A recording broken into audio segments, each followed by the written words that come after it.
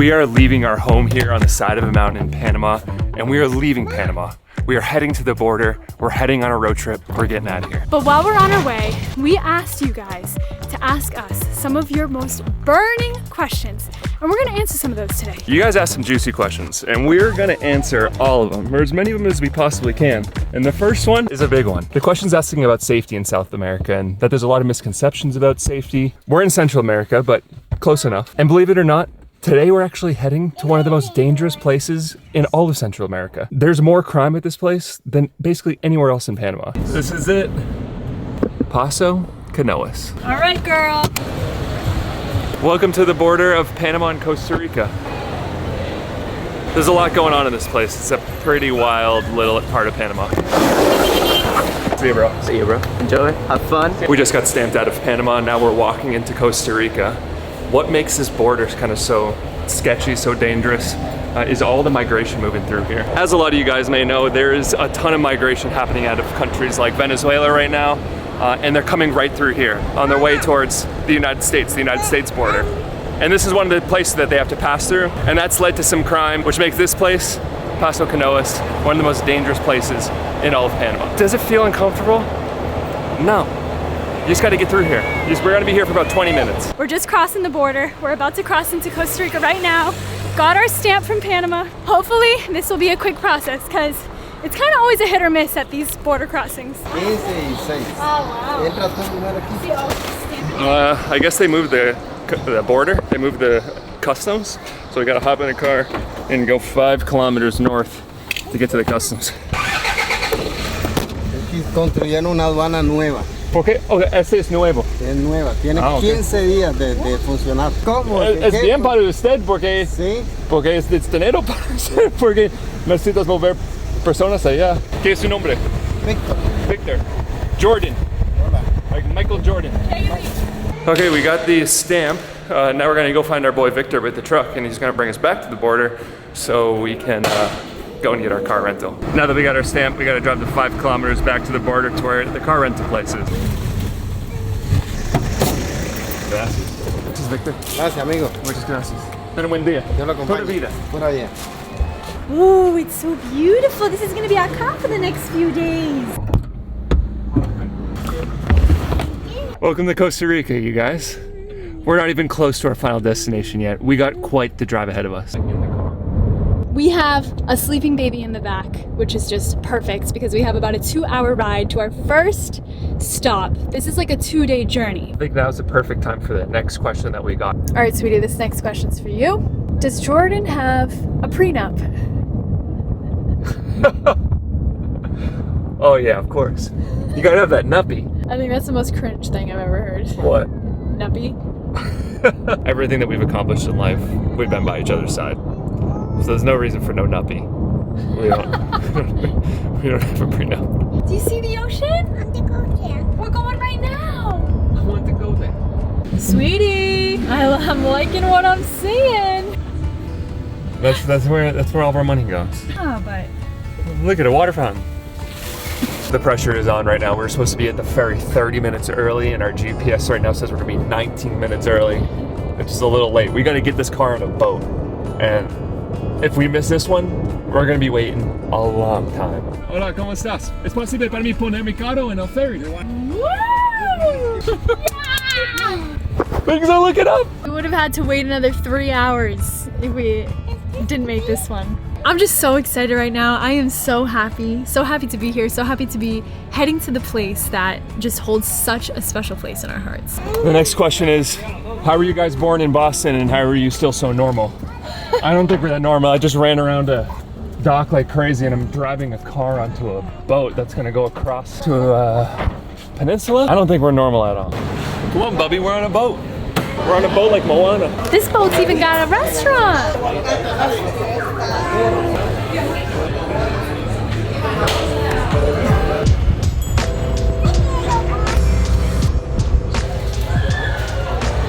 So this is where we are right now. We just left the ferry and we're going across past these islands to here.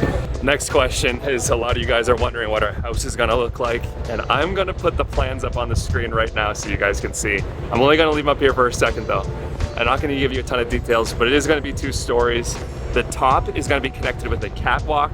We're going to have a massive outside deck, and we're even going to have a little pool. This whole area is just so freaking beautiful. I just can't believe we're here right now. We're getting close to the docks. We have to get in our car and get ready to drive out. But while we're waiting, I want to answer probably the juiciest question of all. This is a question that I've thought a ton about, and it's a question about Sadie and her being so young and that she has no agency to decide if she wants to put her life online or not. And kind of on a macro scale, I think Sadie, being 2 years old, has no agency for anything. She has no agency to feed herself or what clothes she should put on, or she has no agency if we feed her a high sugar diet or a highly processed diet or processed carbohydrates, terrible food. That's our job. It's Kaylee and my job to have that agency for her, to make the decisions for her that are best for her. And I know a lot of parents that share their families online that sometimes they can get a lot of shame for this. And I don't think that that's a good thing, because I think today a lot of people our age make it so they don't want to have children. A lot of our friends and a lot of people that are surrounded with us in our lives, they think when they have children is when their life ends. And for us, I felt like when Sadie was born was a lot when our life began in such a deeper way than I ever could have imagined. And for us, I think if we didn't know that alternatives for raising a family existed, I don't think we would have a child at all right now. I don't think I ever would have had children, and I think every child is different. And with Sadie, everything that I've seen is she loves watching herself when we watch the videos back. And if I ever felt an inkling of that what we were doing made her uncomfortable, I would stop immediately.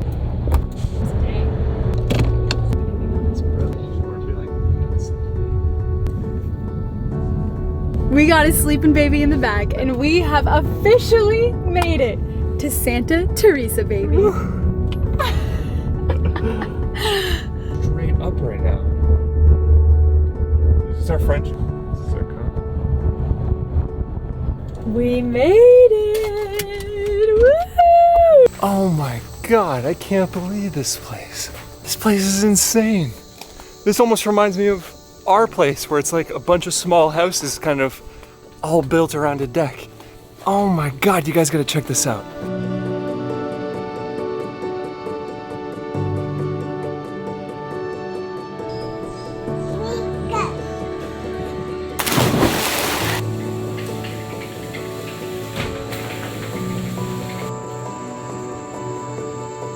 So I figured this next question would only be fitting to answer while we're here in Santa Teresa. You hear that, baby? That's a monkey! And that question is, how did we know that we wanted to spend our lives together? Was there like a specific moment that it hit us? And honey, I feel like we can both agree that it was during our first trip here to Santa Teresa. We had only been dating maybe a year and a half. I knew the second I saw your face, honey. I told Oh, sweetie. But I think there's something to say about like going on vacation with your significant other. You can definitely learn really quick spending 24/7 with someone if you're meant to be together or not. And we spent 24/7 together for 7 years. That's crazy to think about. 7 years! That's like actually insane. I'm loving all the questions that you guys are asking about being an entrepreneur and starting your own business, and a lot of questions about the coffee business. And a lot of you guys are asking for tips, and I think the biggest tip that I can give is make sure that whatever you're doing, you have to love it. Because genuinely, the work doesn't stop. It just kind of becomes part of your life. And even here, being on vacation and being here in Costa Rica, I'm talking to our whole coffee team continuously, mostly because I love it. And I care so much about it. I want it to work so bad, and I want it to succeed so bad. And the only way that that can happen is by running the business and by being involved in it day in and day out. And if you don't love what you're doing, you don't believe in the product that you're selling, you don't love the people that you're working with, it's gonna be really, really hard, and it's gonna be really challenging. And that's gonna take away what all the sacrifice is for, because working a 9-to-5 job is infinitely easier, but to me, it's infinitely less fulfilling. And the thing that's most important to me is to make sure to have time to just go and hide my phone and go and hide my laptop and be with my family. And that's a lot what we're doing here. These last few days have been all about family, all about chilling, being together, relaxing, unwinding, and just spending some time together. God, we look like such influencers right now. Honey, I'm not trying to influence anybody. I don't want to influence anybody. No one should either. do what we do. We're out of our minds. But now, it's time to hit the road. We gotta head back to Lola's farm. Gotta get back to our little piece of paradise on the side of the mountain. And after traveling, there's no better feeling than going back home. You guys ever feel like you have to take a mini vacation after a vacation? To just, decompress after all the travel, for sure. I feel like that's like peak laziness though. It's like I just had a break and I need a break from the break. I love all the questions that you guys have been asking about our off-grid system. And a lot of you guys are curious about our wind turbine, which we have recently installed. And actually up here is the computer to the turbine. Do you guys know that for wind power, you need a computer to control the turbine? It's incredibly complicated, but overall, it's been working really, really well. The turbine produces up to 2,000 watts of power, which has been awesome because it even produces electricity at night. And there was a few questions asking about off-grid systems, electrical systems, and solar systems. I want to let you guys know that right now, off-grid solar has never been easier. Like the whole thing is figured out.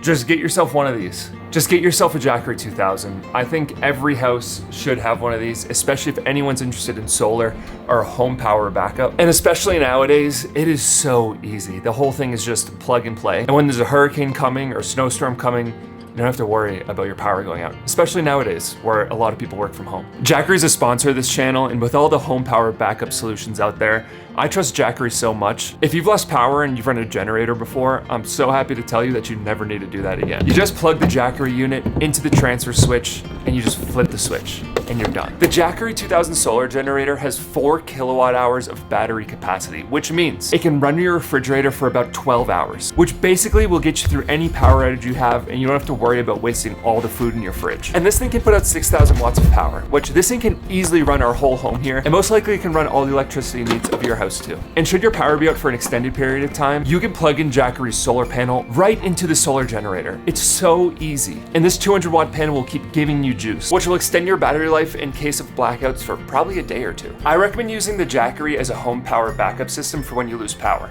But you can also start using it right away to help you reduce your electrical bill. With a lot of people going through hurricane season right now, and with winter right around the corner, I think every single home should have a home power backup, and I recommend getting the Jackery 2000 solar generator. If you don't already have a solar generator, check out the link in the top of the description, and you can get all the info you need so you never need to worry about a power outage again. But you guys had a lot of questions if we're gonna bring in someone else into the community, if we're gonna have other people move in. As you guys know, when we first started, the whole idea was to have 4 families up here. And now it's 2. It's our family and Rodrigo's family. We had 2 other families here for a period of time, but unfortunately neither of them worked out. And I think going through that process opened up our eyes and kind of like opened up our feelings about community living a little bit. And not that we're against it, but definitely. They have to be the absolute perfect fit. Because, just like Rodrigo has been. Because everyone brings their baggage. I mean, us included. For but sure. Everyone's going to bring their positives, their negatives, their ups and downs, their highs and lows. And I think after kind of going through the process of having 4 families and going down to 2 and kind of, just the amount of, just how emotional kind of that whole journey was, we're chilling right now. And not to say that our hearts aren't open to having someone else come here, but we're not forcing it like we were before. Which leads us to our next question, which is how much time do you spend with Rodrigo and Freddie, and how do you balance through space together and communicate through conflict?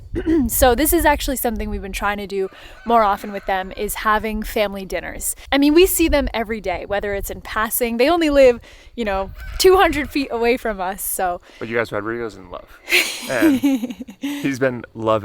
he has loved loving Freddie. Yes. And I think where Rodrigo used to live in our house with us every day. Right. He's moved away a little bit, and it makes sense. He's like finding his own independence. And absolutely. That's been so much about this journey of like having him be a part of our lives is to allow him to pave his own path. Absolutely. And I think he's been doing such an incredible job doing that. Some of you guys are curious about the dam that we built for our water pump system that we're pumping water out of a little stream down here to drink out of. And you're wondering if our dam has made it that we dammed up this creek with.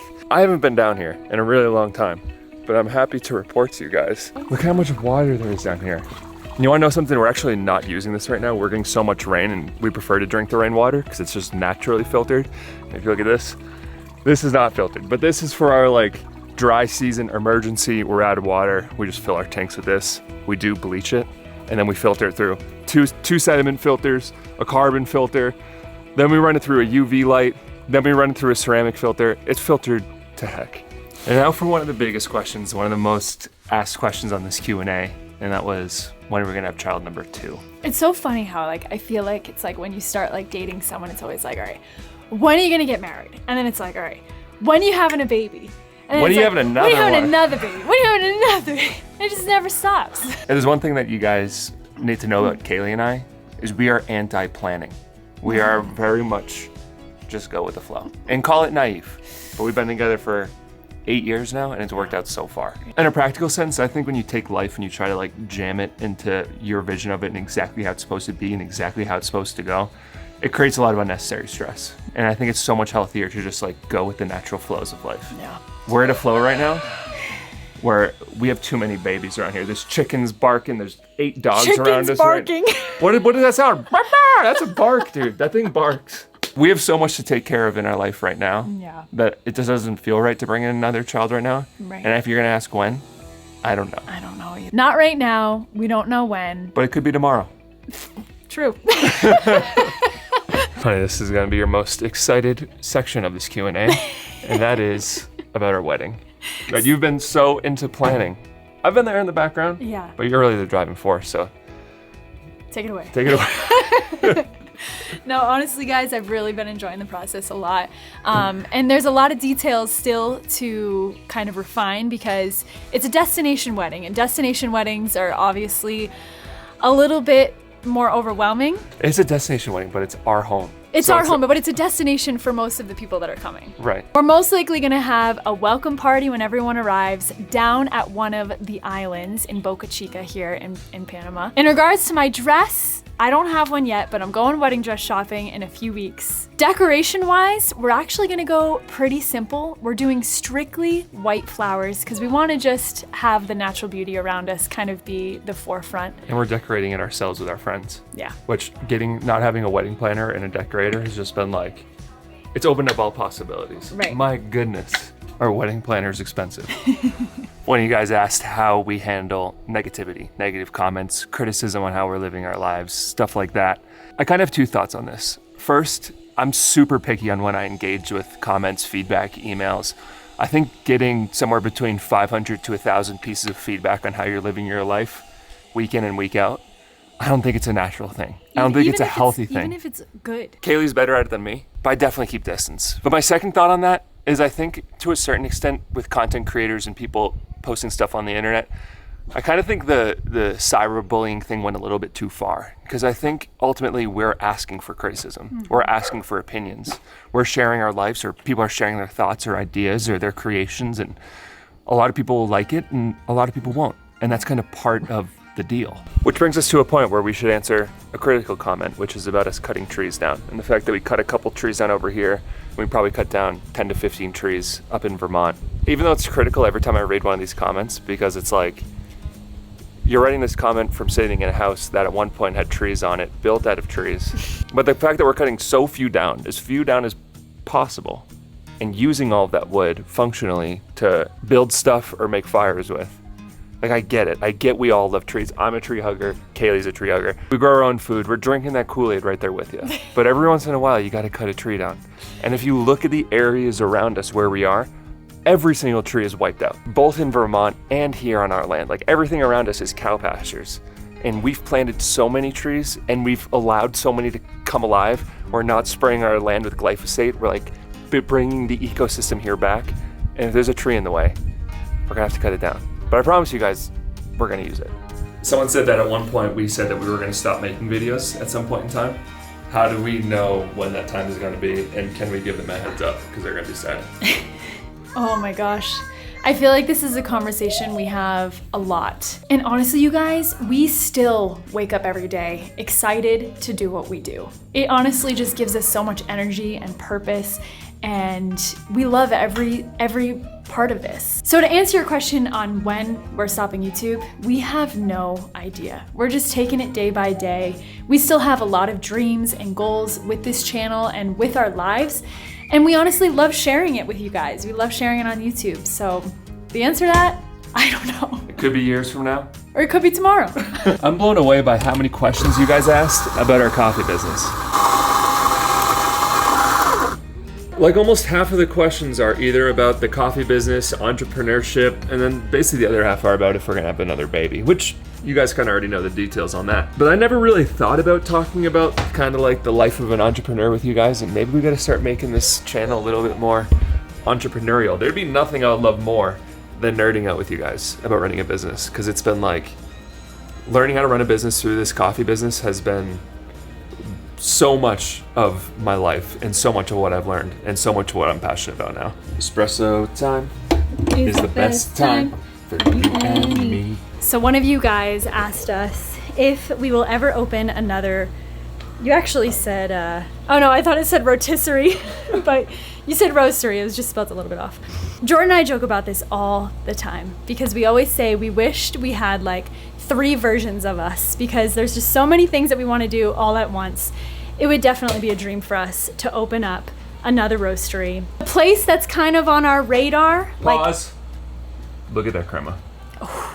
Look at that creme, honey. That's what I want, baby. That's like the foam of coffee. Our absolute dream, like next location, would definitely be Boston.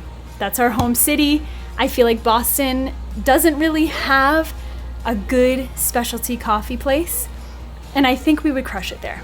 But we're running under kind of like one thought on expansion, and that is once we start to suck, we stop expanding. So we're kind of on this like take baby steps, and then once you kind of start getting further away from the product, it generally gets worse and worse.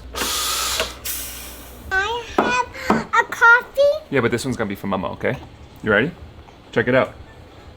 You gotta take notes for when you're a barista one day.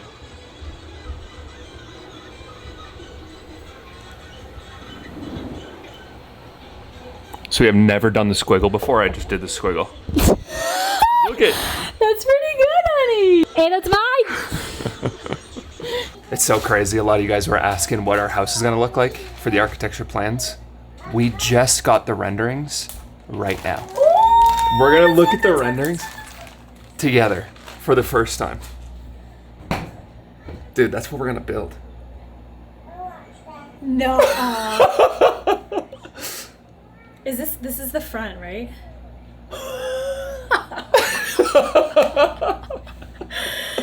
Wait. Oh! The catwalk. Oh, The catwalk. Wow, that looks nuts. Let's freaking go. Let's go, baby. Oh my gosh.